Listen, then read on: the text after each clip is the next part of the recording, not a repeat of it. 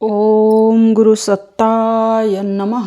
गायत्री महाविज्ञान द्वितीय भाग। लेखक वेद मूर्ति तपोनिष्ठ पंडित श्री राम शर्मा आचार्य। शाप मोचन। आइए पढ़ते हैं, सुनते हैं और समझने का प्रयास करते हैं। गायत्री को साप लगने के बारे में दो कथाएं पुराणों में मिलती है। एक है कि ब्रह्मा जी की प्रथम पत्नी सावित्री अपने पति की आज्ञा न मानकर यज्ञ में सम्मिलित न हुई, तब उन्होंने दूसरी पत्नी गायत्री को साथ लेकर यज्ञ कर्म पूरा किया। इस पर सावित्री बहुत कुपित हुई और उन्होंने गायत्री को शाप दिया कि तुम्हारी शक्ति नष्ट हो जाएगी। इस शाप से सर्वत्र बड़ी चिंता फैली। देवताओं ने अनुनय विनय कर प्रार्थना की कि गायत्री को शाप से मुक्त कर दिया जाए, अन्यथा ब्रह्मा शक्ति की बड़ी भारी क्षति होगी। तब सावित्री ने एक मंत्र बताया जिसको पढ़ने वाले के लिए गायत्री शाप मुक्त हो जाती हैं और जो उसका प्रयोग नहीं करता उसके लिए गायत्री शापयुक्त रहती हैं। दूसरा व्याख्यान इस प्रकार मिलता है कि किसी समय ब्रह्मा, वशिष्ठ और विश्वामित्र ने अपनी अपनी सृष्टि, स्थिति और प्रलय करने की शक्ति प्राप्त करने के लिए गायत्री उपासना की थी, परंतु गायत्री ने इनकी इच्छा पूर्ण न की। तब उन तीनों ने क्रुद्ध होकर गायत्री को शाप दिया कि तुम्हारी शक्ति नष्ट हो जाए। शाप के फलस्वरूप गायत्री शक्तिहीन हो गई। तब देवताओं की प्रार्थना करने पर उन तीनों ने शाप मुक्ति का यह उपाय बताया कि जो मनुष्य शाप मोचन मंत्र के साथ जप करेगा उसके लिए गायत्री शक्ति वाली होगी। शापोद्वार के मंत्र इस प्रकार हैं। ओम अस्य गायत्री शाप विमोचन मंत्रस्य ब्रह्मा ऋषि गायत्री छंदो वरुणो देवता ब्रह्मा शाप विमोचने विनियोगः। इस गायत्री शाप विमोचन मंत्र के ब्रह्मा ऋषि गायत्री छंद वरुण देवता हैं तथा ब्रह्मा शाप के मोचन में इसका प्रयोग होता है। ओम यद ब्रह्मेति ब्रह्माविदो विदुस्त्वं पश्यन्ति धीरा सुमनसोतं गायत्री ब्रह्मा शापादिमुक्ता भव। हे गायत्री, ब्रह्मावेता जिसको ब्रह्मा नाम से कहते हैं, धीर पुरुष अपने अंतःकरण में आपको उसी रूप में देखते हैं। आप ब्रह्मा शाप से मुक्त हुए। ओम अस्य गायत्री वशिष्ठ शाप विमोचन मंत्रस्य वशिष्ठ ऋषि अनुष्टुप छंदो वशिष्ठ देवता वशिष्ठ शाप विमोचने विनियोगः।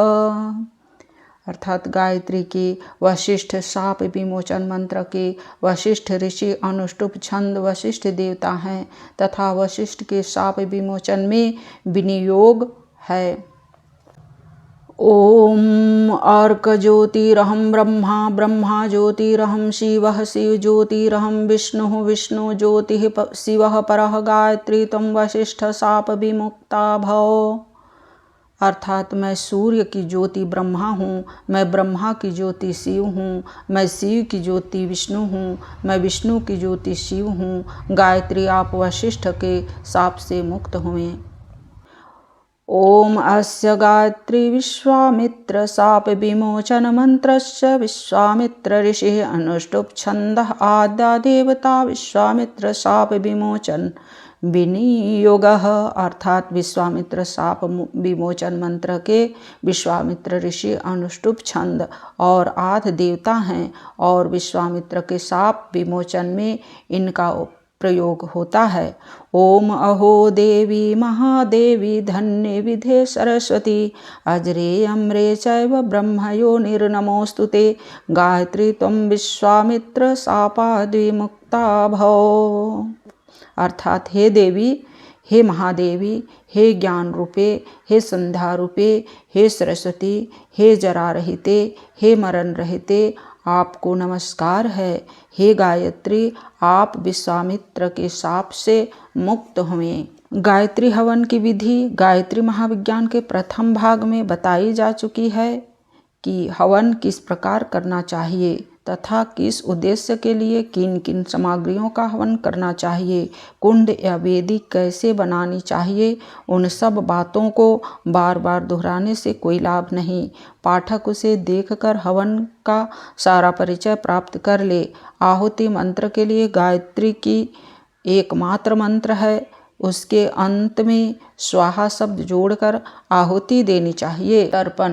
तर्पण के लिए नदी या सरोवर में खड़े होकर कूश हाथ में लेकर यज्ञोपवीत को अंगूठे और तर्जनी के बीच में होते हुए हाथ में अटका हुआ निकालकर अंजलि में जल भरकर अर्ध की भांति उंगलियों के छोरों की ओर जल विसर्जित करे। तर्पण के समय दोनों हाथों को अनामिका उंगलियों में कूश की बनी हुई अंगूठी पहने। शिखा में दोनों पैरों के नीचे यज्ञोपवीत में तथा धोती की अंटी में कूश के टुकड़े लगा लेने चाहिए।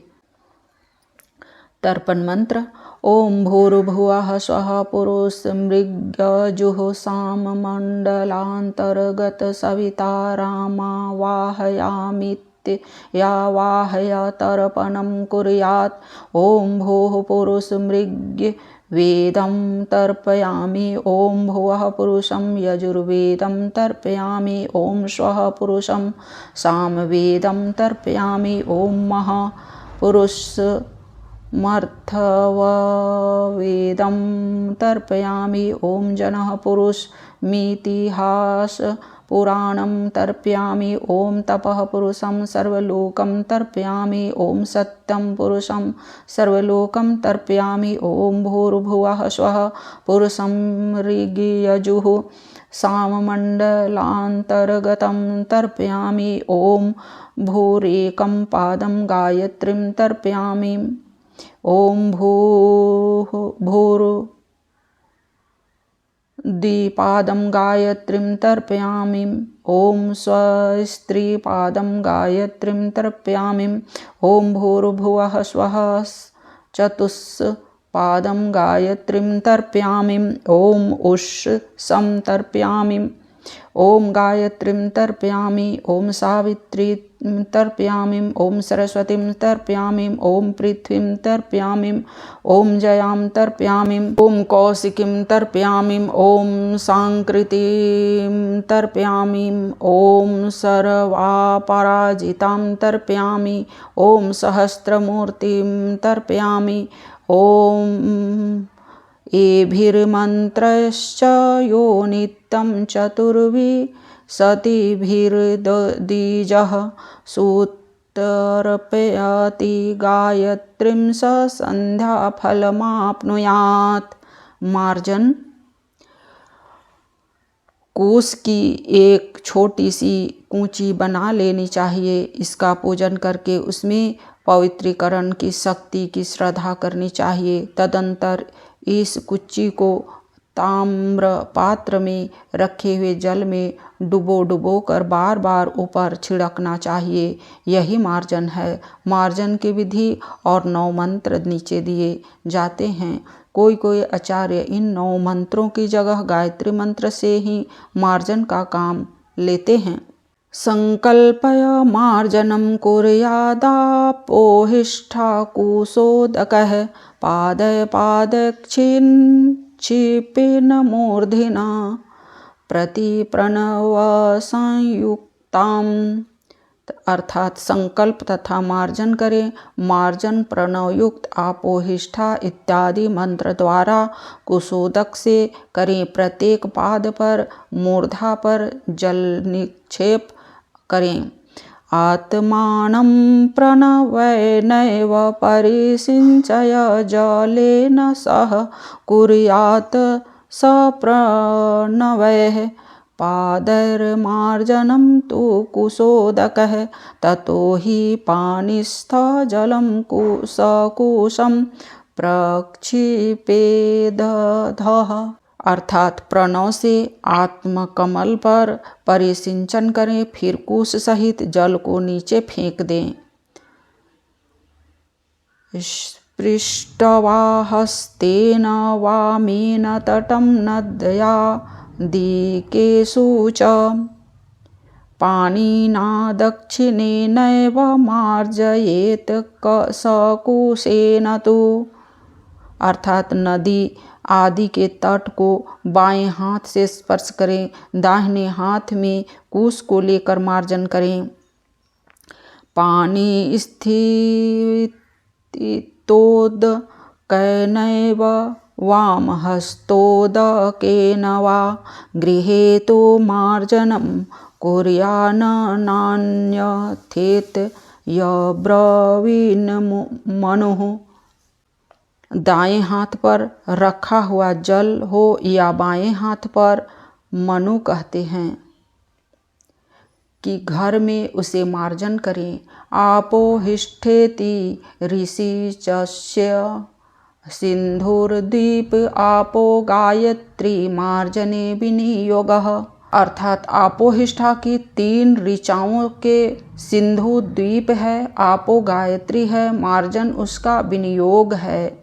ओम आपोहिष्ठामयो भुवः, ओम तान ऊर्जे दधातनः, ओम महेरणाय चक्षसे, ओम यो वः शिवतमो रसः, ओम तस्य भाज्यते हनः, ओम उस्तिरीव मातरः, ओम तस्मा अरंग माम वै, ओम यस्य क्षयाय जिन्वथ, ओम आपोजन यथाचनः। दर्भानि वसृज्य कुशपाणि मार्जयेत्, प्रणवयुक्तसंस्तया व्याहत्या गायत्र्या आपोहिष्ठेति नौपादः, सन्नो देवीरिति तभिर्मार्जयेत्। अर्थात दर्भ को फेंक कर जिस हाथ में कुश है उसे धो डालें। सबके साथ प्रणव लगाकर व्याहति के साथ गायत्री से आपोहिष्ठा के 9 पदों से 7 बार मार्जन करें। 9 पादमतिक्रम्य अथर्चा वसु संख्यया या ऋतं च प्रणवेनैव मार्जनं समृदार्हतम्। अर्थात 9 पाद को छोड़कर लांघ कर 8 बार प्रणव सहित ऋतंच मंत्र से मार्जन करें। भुवि मूर्धन्यं तथाकाश आकाशे भुवि मस्तके, मस्तके भुवि मूर्धनि स्यान्नमार्जनं समुदाहृतम्। अर्थात भुवि मूर्धा तथा आकाश, आकाश में भुवि और मस्तक में भुवः मूर्धा है, ऐसा समझकर मार्जन करें। मुद्रा।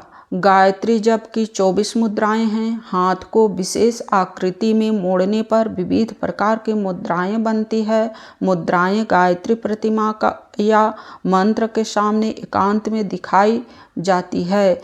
किसी के सामने इनका प्रदर्शन नहीं किया जाता। जब दिखाते हैं तो या तो उपस्थित लोगों को हटा देते हैं या किसी वस्त्र का पर्दा कर देते हैं ताकि उन्हें कोई देख न सके। नीचे 24 मुद्राओं का वर्णन किया जाता है। गायत्री की 24 मुद्राएं।